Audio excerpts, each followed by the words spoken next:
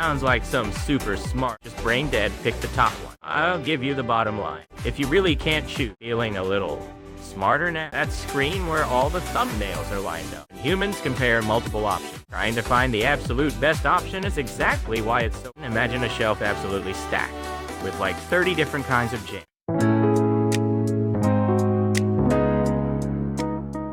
You degenerates are probably listening to this in bed, scrolling on your phones right now, ain't you? I see you, bro. Listening in the dark, about to drop that phone flat on your face. Well, don't worry. I'm basically doing the same thing. The fact that you're tuning into this completely unproductive shit at this ungodly hour makes every single one of you an absolute unit. Today, I'm gonna drop some slightly academic knowledge to justify your lazy-ass daily lives. You better be grateful and listen up. Let's get straight to the point. Today's theme is the law of decision avoidance. Sounds like some super smart, authoritative term. But what it actually means is just brain-dead behavior. It's a pathetic phenomenon where if people have too many choices, they end up not being able to choose anything at all.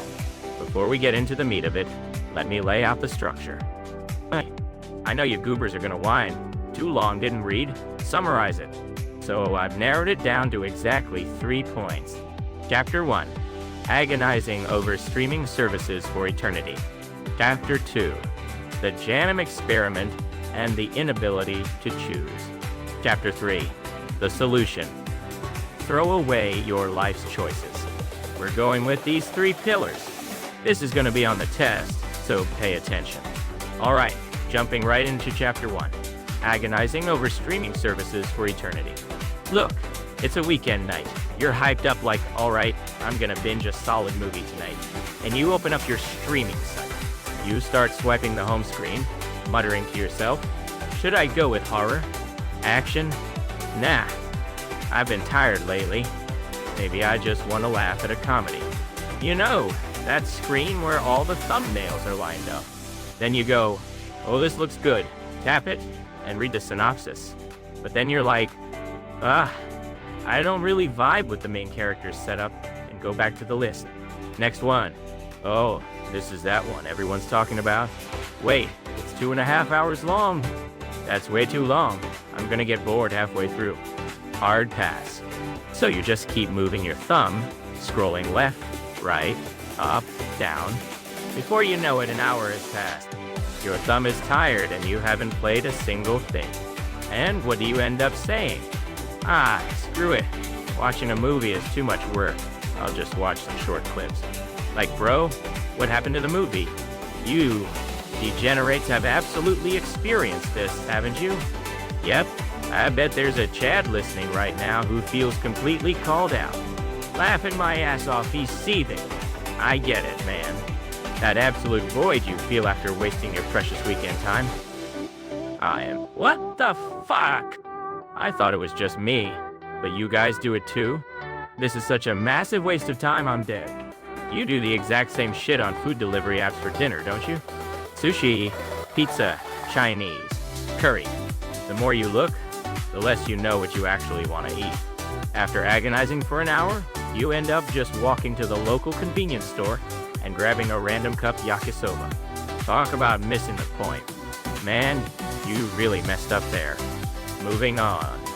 Chapter 2, The Jam Experiment and the Inability to Choose. Here's the important part. Why the hell do we melt away so much time like complete idiots? First off, humans have this weird assumption that having more choices means more freedom and happiness. I bet you lads are thinking, a restaurant with a huge menu is an absolute unit. Well, congrats, you just proved your brain dead. It might go against your intuition, but having too many choices actually turns humans into total garbage. That's the true identity of decision avoidance I mentioned earlier. Some fancy scholars said it, so there's no mistake. To break it down so even we can understand, the supermarket jam aisle story is pretty famous. Picture yourself walking into a slightly fancy supermarket. Strawberry, blueberry, marmalade. So far, so good. But then, imagine a shelf absolutely stacked, with like 30 different kinds of jam. Raspberry, apricot, some mysterious tropical fruit mix, plus the additive-free organic ones, the low-carb ones, you name it. Customers see it and go, "Whoa, look at all this stuff," and get hyped up. But when it actually comes time to buy, they're like a moon. Should I get strawberry? But blueberry sounds good too. Wait, this weird tropical one is kind of intriguing. But what if it tastes like garbage? One jar costs a decent chunk of change, and I don't want to take an L on this. After groaning and overthinking for ages, they just go, "All right, I'm not buying jam today," quietly put their basket down, and walk away. Nanny, you're not gonna buy it.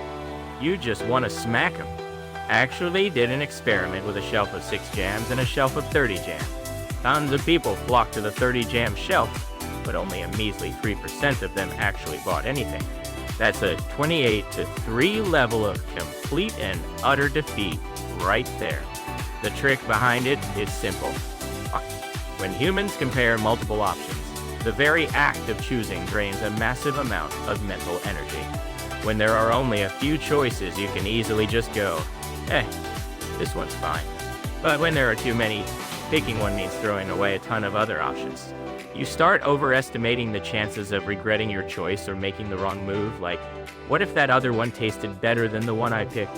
Your cognitive load maxes out, your brain specs hit their limit, and you ultimately just abandon the act of deciding altogether. You end up procrastinating or doing literally nothing.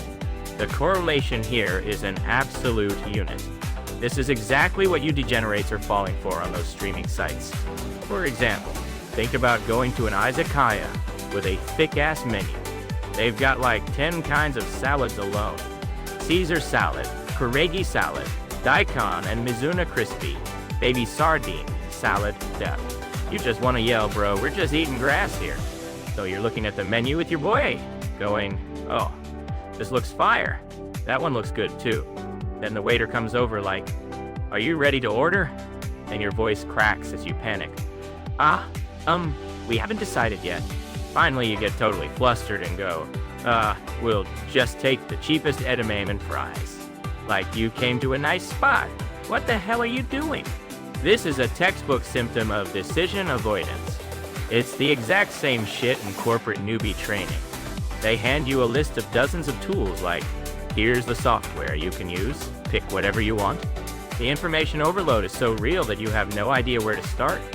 And eventually, nobody starts using anything. That's just the instructors being completely brain dead. There's a brutal reality in this world. Having fewer choices actually makes you more satisfied with what you pick. We're totally dancing to the tune of this trap, aimed at freezing the brains of the clueless normies who don't know any better. Alright, got sidetracked. Let's bring it back. We're in the endgame now. Chapter 3, The Solution. Throw away your life's choices. Let's talk about it. Now that we know the cause, what the hell should we actually do? The easiest countermeasure is to just narrow down your options from the start. The smart guys of the world talk about the magic number 7 plus or minus 2, saying you gotta limit what humans can process to about 3 to 5 things. So basically, restrict the info you look at from the get-go.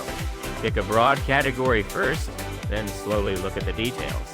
But let's be real. In the real world, things like insurance or investment plans have a shit ton of options overflowing everywhere. They put on this face like, "You're free to choose whatever," but they're actually coming to steal our decision-making ability. There are so many insurance plans that it becomes a pain in the ass to compare them, and you just end up sticking with the same overpriced garbage plan you've always had, just keeping the status quo. Yeah, I'm talking about you degenerates. How do we survive in such a malicious world? I'll give you the bottom line. Just boldly assume they're all the exact same, and have the guts to pick at random. That's it. Keep that in mind. Trying to find the absolute best option is exactly why it's so exhausting.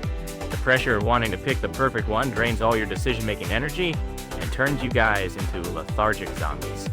Listen up. If you really can't choose, just brain dead pick the top one, or whatever the shop labels as the default setting. That's the most recommended option designed to lower the customer's decision-making cost anyway. Even if it's a massive fail, just think, ain't my fault, it's just the limits of human cognitive function. It is what it is, and you'll feel way better. You might think it's better not to choose, But the moment you make the choice not to choose, you've already taken an L. Who cares if you pick randomly and fail? Honestly, you lads live absolute bottom tier lives normally, so stop flexing your perfectionism in the weirdest places. The outcome ain't gonna change anyway, so you might as well live a bit more recklessly. Oh, right. I bet there's a bro out there listening to this, thinking, this is funny. Maybe I'll check out other episodes. But those other podcasts look interesting too, and agonizing over it. Listen to me.